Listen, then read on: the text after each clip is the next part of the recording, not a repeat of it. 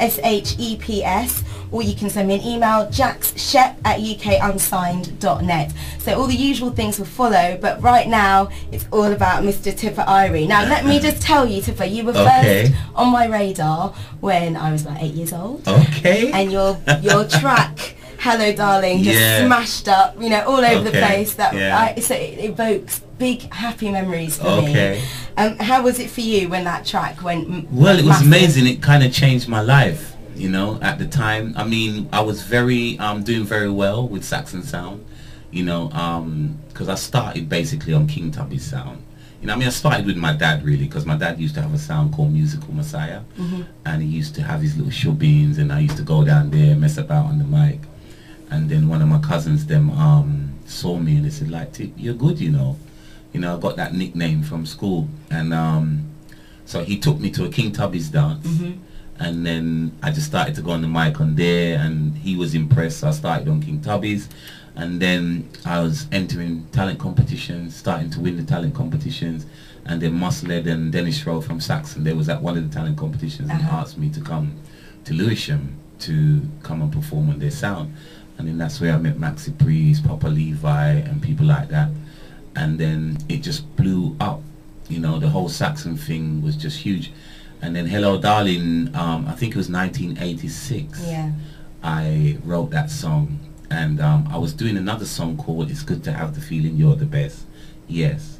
And my producer, I think there was like a break in the session, and I just started to sing Hello Darling, hello good looking, and he was like, Tip, what's that? And I was just some song that I was messing about with.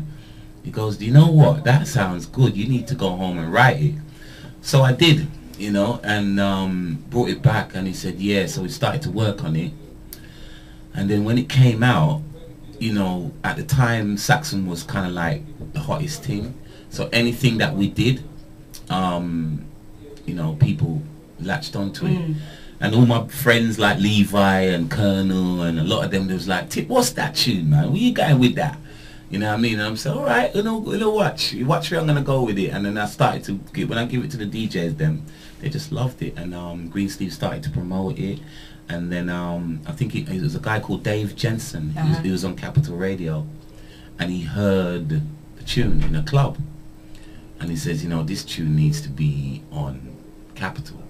So he started to play it on Capital, and then it just blew up, and it just went all the way. It went to #1 in the reggae charts, and then it got into, I think, #22 in the pop charts, and then next thing I knew, I was on top of the pops. Wow! And so what was that like? What was it like being? Well, it was exciting. So I mean, mainstream? I was sitting next to what's her name, Samantha Fox at the time. She was like some big page 3 girl or whatever, but it was huge for me, because it's like at that time there wasn't many of us black people on the TV, so to see a brother on the TV, to be one of the first, it's like it was a big thing for me, and it was good for the community, and you know, it was a good time. What you picked up on there, that's exactly what the hidden creative economy is all about, you know, recognizing people like yourself that paved the way, that were the first people of color, of any color, really, on TV. And I think that's probably why it was such a big deal in my house, because I remember, I've said it on air before, my dad used to literally say,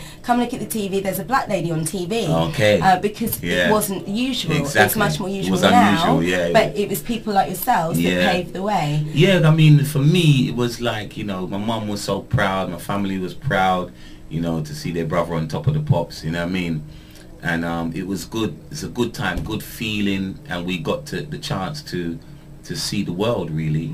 You know, I toured all over Europe. I toured with Gregory Isaacs. I was sad when I heard he passed the other day, you know, because I just remember the tour that I did with him in Germany, and Hello Darling was popular then, and I was just doing that song, opening up for him, and we was on the same tour bus and everything, you know. So yeah, it was a good time. I mean, it paved the way for a lot of other artists too. Absolutely. You know? So what would you say it was like then, breaking into the music industry in the 80s? Well, I mean, for us, it's like there was a big sound system culture, you know. So everywhere we went, you know, at that time, you know, as an entertainer, I was a young entertainer, so I just wanted the mic, you know, and wherever I could go and perform, and entertain, I would just go.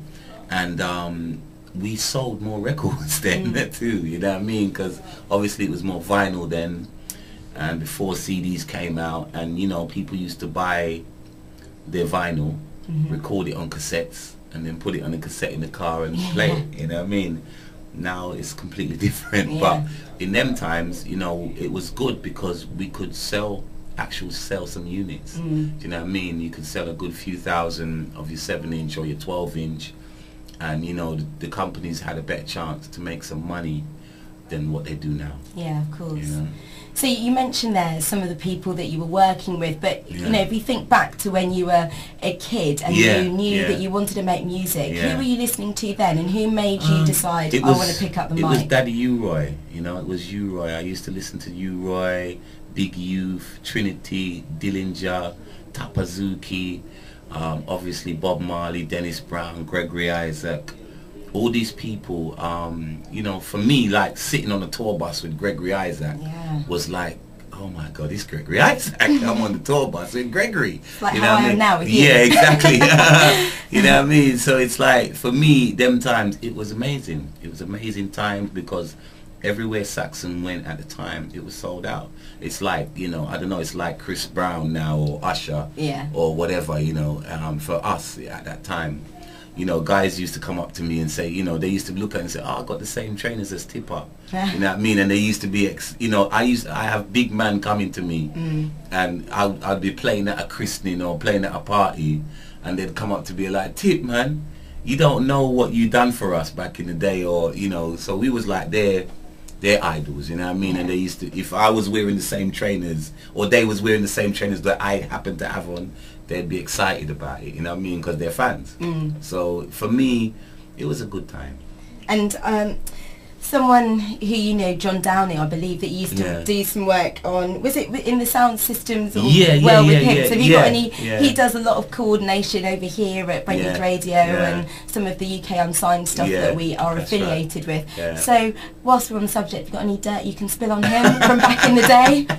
Well, he used to be a quite good DJ actually. He was an MC, you know, and he used to be on, I think he's been a couple of times on King Tubby's Sound, you know what I mean, MCing, but I just know him as a good brother. A good brother. So yeah, we'll keep it that way. I believe he is, well, he got me here, so you know, we won't diss him right now. No, as if we would, John. Okay, well listen, we've been talking about the pastimes. Yes. So I think it's only apt that we play the big song that broke you, or at least got you on my radar. Okay, respect. I hope you're happy for me to play that. All right. So for those of you that don't know, this is the brilliant Hello Darling, and you know, for those of you that do, sing along and enjoy. Oh boy, now who's that girl over there? I really gotta talk to that chick, cause that is one cool sugar candy girl. Chick, she's a slick chick, she's a slick chick. Hello darling, hello good looking. Hello darling, hello good looking. Hello darling, hello good looking.